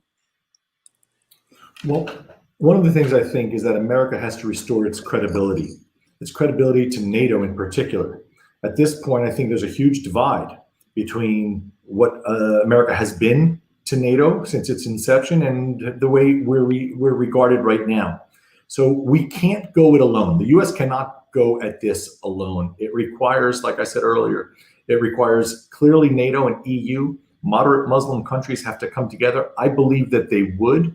But one of the biggest problems, as I suggested earlier, is our election system, and the fact that every few years someone has to worry about getting reelected, and kicking the can down the road has pretty much been their modus operandi in so many ways, whether it's economic policies, social policies, or international policies. And we see the repercussions of that, of saying, take care of it next year, take care of it next election, next decade. And economic problems come up because of that. Civil unrest, as we see in so many places. And of course, international foreign policy is at bay to the election process. So if I were talking to the Secretary of State or to the President, I'd say, you know what? This is for American and Western interests. This is to preserve the culture and the long-term prosperity and just existence of all these things that we hold near and dear, and we have to make a stand. It's not just to do it. I mean, look, Turkey's even hurting their own people. It's not even in the interest of Turks to have a guy like Erdogan in power. They're suffering, but they're not capable of doing anything. So even on their behalf, we should find a concerted effort to really put so much pressure and not accept any of these moves as legitimate, whether it's in Syria, Libya, or in the Eastern Mediterranean, Cyprus, drilling, Greece, flyovers, Northern Aegean, Castellorizo. I mean, the list goes on and on and on. And we don't stand up aggressively to anything. Sending the 6th Fleet into the Eastern Mediterranean as a show of force, unless you're going to use it, is an embarrassment. So I think a strong stance needs to be taken. And I'm a pacifist by nature. I don't like harm, but sometimes it's the only way. And it doesn't seem like all these talks are really going to help. Thanks. Mr. Langfan. Well, since we've been talking about NATO, I think there really has to be a come to Jesus moment. You can say it. I allow you to say that, Mark. Don't worry. I didn't mean to be. I want to be economical here. I think Erdogan would be surprised by having to do that, but in that we have to ask ourselves, and the NATO countries have got to ask themselves collectively, what is NATO? Okay, right. Is NATO only Russia-phobic, anti-Russian defensive charter? Is it is it a defensive charter from 360 degrees? Okay, that is that's the elephant in the room, because if the only purpose to NATO was a defense of Northern Europe from Russia, then the protection of Greece by NATO is not even it's the question, what is NATO? Okay, and where does NATO stand in terms of the previous talk? It wasn't that NATO would kick Turkey out, it's that Turkey would kick itself out of NATO, okay, from its behavior. So we really have to have a leadership discussion. And so as Secretary of State, I would say that the real question is NATO not only a northern defensive organization, but a southern defensive organization, which, by the way, if you look at just the geopolitical Venn diagram here, you have Russia to the north, but you also have, as I've shown, 487 million Muslims to the south. And you have, in effect today, a soft invasion of NATO by immigrants that are really, spigot is turned on and off by Turkey. Now, is that an armed attack? Well, not exactly within the definition of NATO, but certainly it is a soft attack on NATO. And if NATO is not going to recognize that that soft invasion is an invasion and has to be defended, then you really have to ask yourself, what could America do, even no matter what president was there?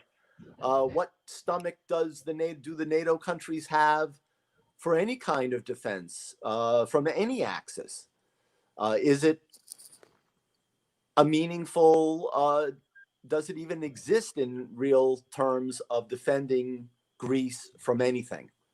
And so that would be the first question, is what is NATO at its very essence? And the second, which would really dovetail that, is there has to be a clear voice from NATO that the Turkish Libyan economic zone is a violation of Greece's territorial sovereignty, period. And unless NATO is prepared to take a stand on Crete as well as mainland Greece and their continental shelf, then we are sliding to a precipice that will be catastrophic for everybody. You know, as you're suggesting, if we eliminate the rule of law and the establishment of sovereign boundaries, then anything's possible. And it doesn't lead to good things. You know, there are more people living today under autocratic rule, percentage-wise, than in the 1970s. There is a clear shift towards autocracy. So, you know, the liberal world order that relies on laws and trade and equality of human rights, that's fading before our eyes. And I believe that if the West, and it really does come down to the West, Europe and North America, if we don't reinforce those ideals, I believe it's going to be a Middle Ages, Dark Ages could be a bit extreme, but ideologically and with terms of freedom, I don't think that's very far off of what could happen. I agree with you. I'll just throw out for our audience a great book by Robert Kagan, The Jungle Grows Back, that speaks to those issues. I think this has been a useful discussion, if only because it shows that the extent to which, when politics don't get involved, U.S. foreign policy can be pretty consistent. U.S. foreign policy can be pretty consistent across administrations and across parties. I think all agree that NATO is pretty key here. And you know, Mr. Langfan mentioned about Turkey taking itself out. I think Turkey's figured out that there's really nothing they could do that would force them to leave. I think that's a big problem, and your questions are well taken about what is NATO and what does NATO have to do to actually matter and be taken seriously. Forget about from adversaries, from our own allies. Exactly. So with that, just a few other questions I have. Mr.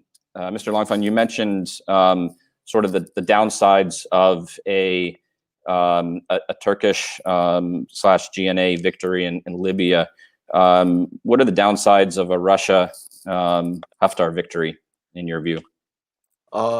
In my view, a lot less cataclysmic. In that what the real gorilla is Egypt has got 95 million people. As we see in Syria, even though Russia is quote unquote involved, even if there's a pure Syria-Russia victory, it isn't it's not the greatest foothold in the world for Russia.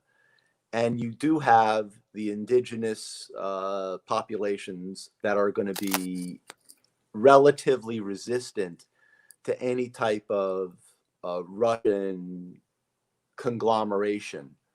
And more importantly, you don't have a calcification of this swatch across the Mediterranean that would throw everything into absolute tumult and disconnect the Eastern Mediterranean from the Western Mediterranean. So and matter of fact, just the exact opposite.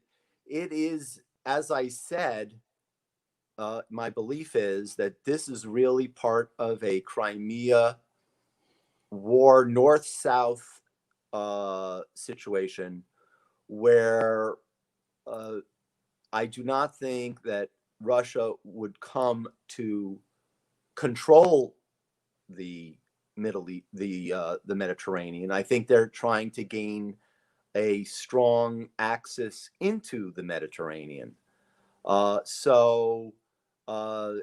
I think there's also other natural things that would tame any Russian conglomeration of, they might have a military port there. But again, compare having a military port in Libya to having a Muslim Brotherhood stranglehold over the entire North African coast controlled by Turkey. You pick your poison. But I don't see, and by the way, there's a key element here in that all of a sudden, it brings a continuity and a parallel of interest between NATO and Russia, in that neither NATO or Russia wants a Muslim Brotherhood south of the southern tier of the Mediterranean. So I think it shows that there's a parallel interest of Russia and the West, not a conflicting interest. And in fact, if you go back to the Crimean War, the Russians actually thought that the West was going to side with Russia because they saw their war as protecting the Greek Orthodox and the Russian Orthodox communities along the entire north-south band of the frontier with the Ottoman Empire.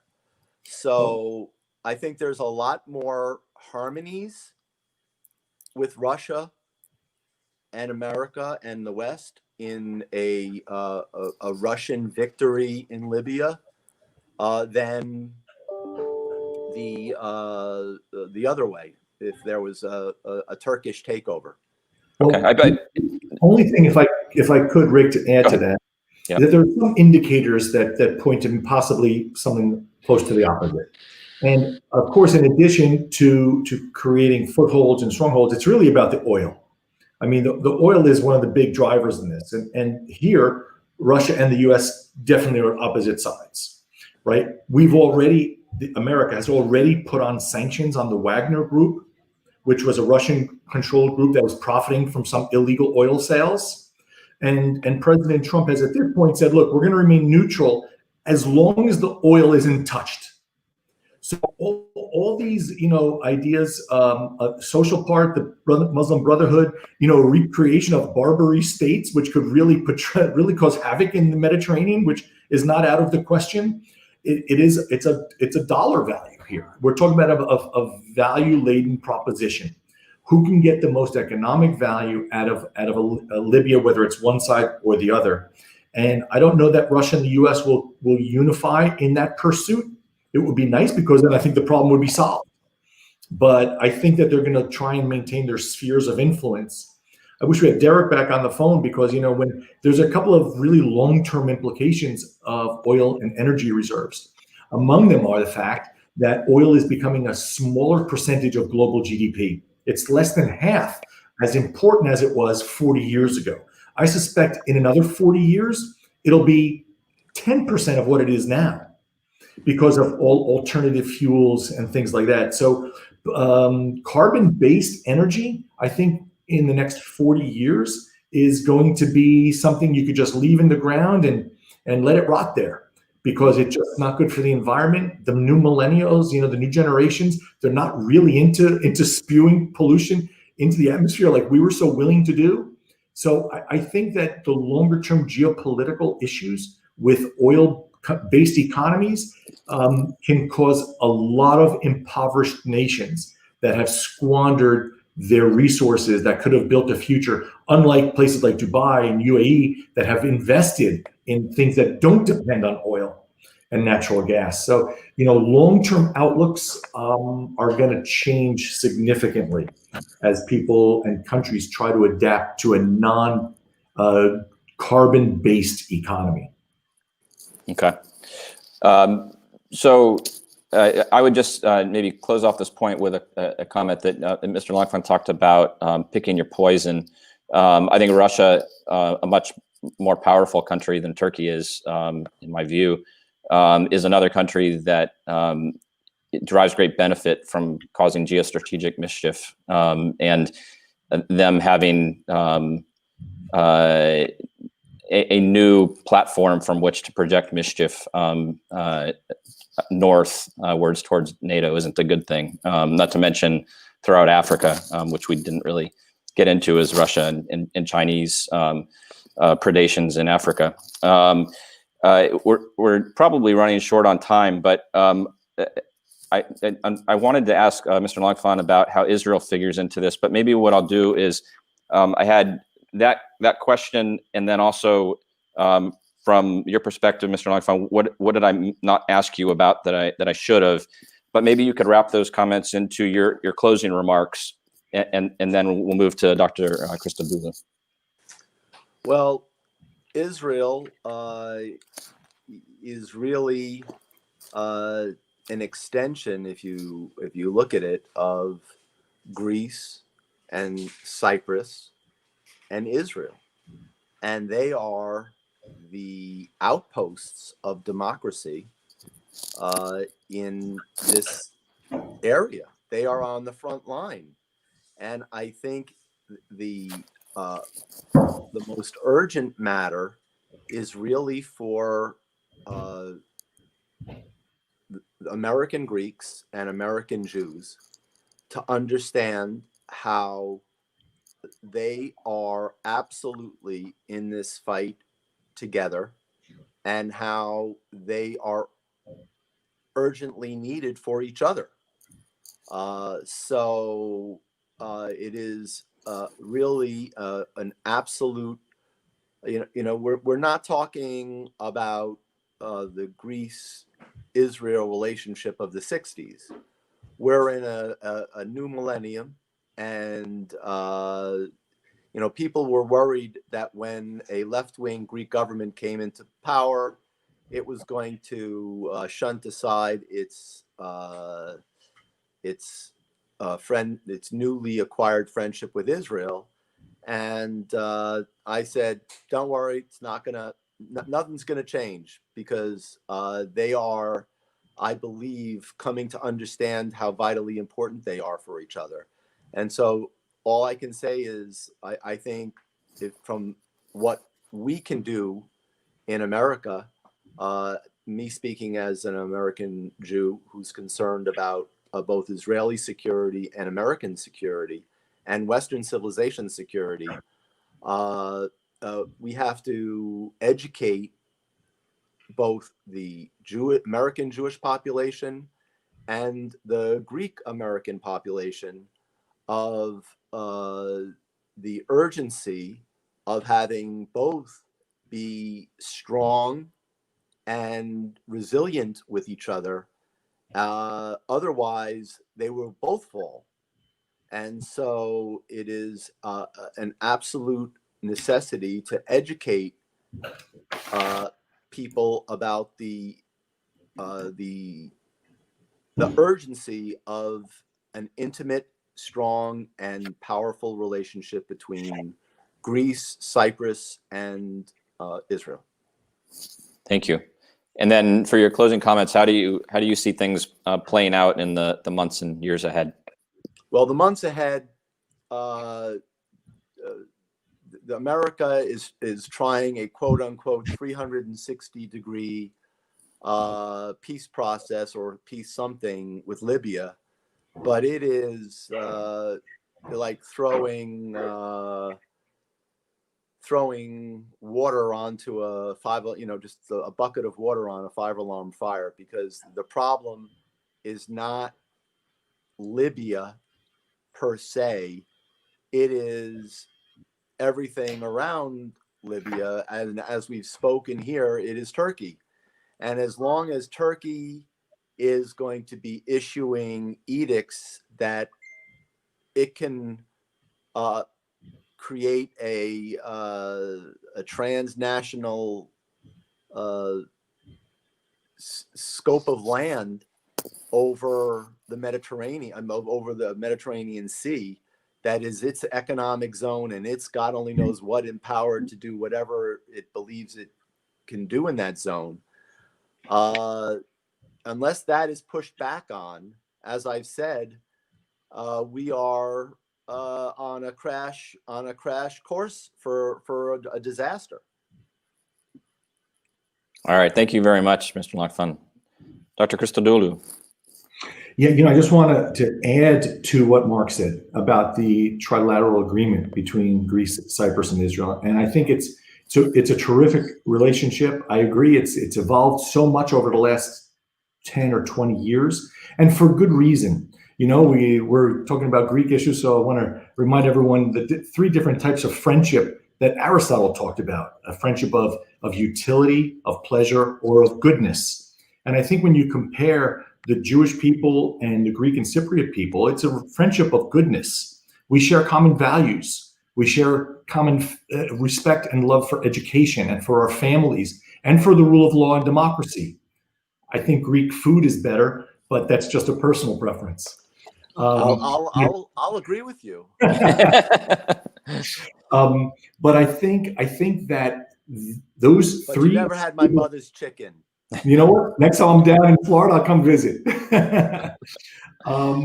But those 3 stable democracies in the region are really a foothold on all the things we hold near and dear to our hearts.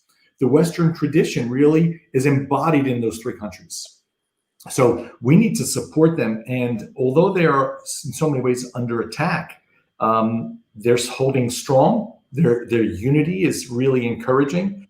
Although it seems like the odds are stacked against them, I'll put my money on them, because they're serious. Their people are innovative, creative, hardworking, and dedicated to some noble goals. So it's going to be a tough time going forward. I don't know if you want to talk. The biggest thing coming up, I think, in terms of American foreign policy is what's happening in 3 months, our election. This is an enormous seismic event that's going to happen. We'll see it get uglier and uglier probably between now and then. And I don't think anyone can really say with certainty what the result is going to be. Yeah. My own personal opinion is that President Trump's poll numbers at this point are probably as low as they're going to go. And I believe that Vice President Biden's poll numbers are as high as they're going to go. And as we go over the next few months, I believe we'll see a convergence. So anything can happen between now and then. I think everything will happen between now and then. I think it's going to be devastating, but The sad part is no one is really going to be focusing on these issues, these geopolitical issues, and taking a stand when they need to raise hundreds of millions of dollars for campaigns and to just keep everybody as happy and non-confrontational as possible. It's unfortunate, but it's coming at a really bad time. I believe, prediction, we will see Erdogan do a lot more military maneuvers. I believe certainly into Syria, probably more jihadis into Libya, while our American eyes are off the ball. So it's a wonderful opportunity for a guy like him to take advantage of our myopic election process. All right, thank you both for your time and insights. It was Andreas. Rick, yeah, yep. Just Rick, allow me to add that. Please. Was both was very good comments and very good, let's say, assessments. However, we should not leave behind the parameter of an accident. And allow me to say that also the 2020, it's a year that no one can predict 100% what will happen. Of course, in a normal situation, we will see what Mark said and what Zin said, but let's say the whole situation is very fragile. Right, it's very fragile, and I'm awaiting also an accident in the region. And please allow me to add also that it's not only the three-part agreement. I mean, it's not only Israel, Cyprus, and Greece in the region, the latest agreement, but also significant role plays Italy, France, also, and of course United States, which is the 3+1 in this East Mediterranean pipeline, these projects, right? So, and this is something that United States would not allow accidents in the region, right? And keep in mind also big competitors in the region, Russia. It's not only in North Africa, but it's trying to involve in more countries in Africa, trying to involve more countries in Africa, and this is also and keep in mind also China behind of that, right? One Belt and Road, it's because of Chinese flu, because of their mistakes.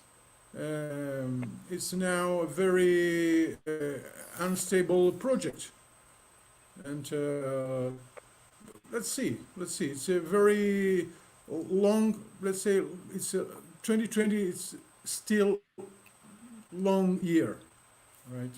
We will see a lot of.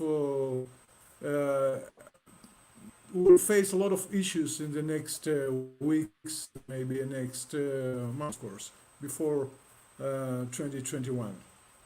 So that was my comment about it. All right. I absolutely agree with you. It's already been a year that's been too interesting, and it's only going to get more interesting. Give me a little boredom. Yeah, I'd welcome that for sure. In the meantime, thank you to you both. It's been a pleasure and an honor to speak with you. I really enjoyed the conversation. And with that, Andreas, I'll pass it back to you. Thank you, Rick. You bet. Thank you, Zine. Thank you all very much. It was a pleasure. God bless and stay well. Thank you. Amen. Back you at too. you. Thank you. It was our pleasure to have you here. It was our honor to have you here also as our Supreme President of the Order of AHEPA, and of course our friend and our good friend Mr. Campbell, Derek, of course Zenon, Mark, and our moderator for today, Rick. Thank you very much for your support. Friends, ladies and gentlemen, thank you very much that you more than 22 hours you enjoy. I hope that you enjoy and you like our this forum and this conversation. I wish you all to enjoy the rest of your summer. And back in the United States, I want to send my wishes to stay safe, because the situation with this Chinese flu is still very fragile. So stay safe there, my friends. Thank you very much. And, Blessings. I hope to have you in our next events. Thank you very much. Thank you. Ευχαριστώ, Ανδρέα. Thanks, Andreas. Να είσαι πάντα καλά. Thank you. Stay safe and healthy, everyone. Thank you. Amen. Back at you. Bye-bye. Γεια σας. Γεια σας από Ελλάδα. Γεια σας.